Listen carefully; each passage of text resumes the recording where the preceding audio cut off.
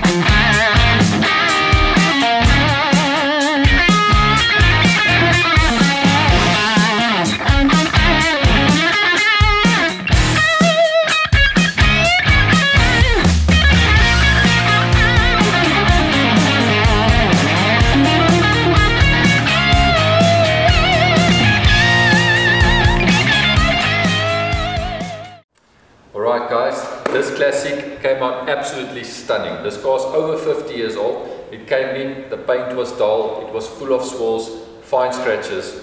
This car looks brand spanking new. I think it looks even better than the day it rolled out of the factory. It's shining, it's glossy, we detailed the inside, the engine bay, the wheels.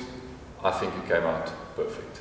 Guys, then please do me a favor, if you do like this video, why not give it a share, subscribe to our page, give it a like, drop us a comment down below. We love hearing from you and we enjoy bringing out new content for you guys. Thank you.